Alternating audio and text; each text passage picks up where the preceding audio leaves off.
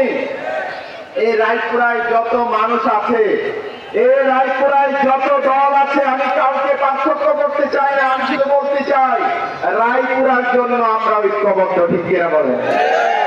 আগামী দিনে কেউ যদি রায়পুরা নিয়ে ছিলেমারি খেলে, আমরা ইতিমধ্যে দেখেছি রায়পুরা থেকে কয়েকটি ইউনিয়নকে ভাগ করার জন্য একদল চক্রান্তকারী চক্রান্ত করছে।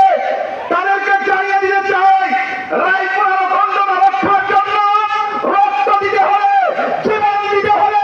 রায়পুরার ইতিহাসকে রক্ষা করার জন্য আমরা তার দিতে রাজি রয়েছে। ঠিক কিনা বলেন? কারণ রায়পুরাবাসী ইতিহাসের সাথে জড়িত, বাংলাদেশ সৃষ্টির সাথে জড়িত রয়েছে।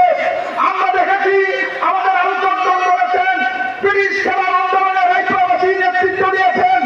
আমরা দেখেছি আমাদের স্বাধীনতা যুদ্ধে রায়পুরাবাসী রক্ত দিয়েছেন। আমরা দেখেছি রায়পুরাবাসী রায়পুরার উন্নয়নের জন্য রক্ত দিয়েছেন। অনেকে রায়পুরা থেকে সংসদ সদস্য নির্বাচিত হয়েছেন।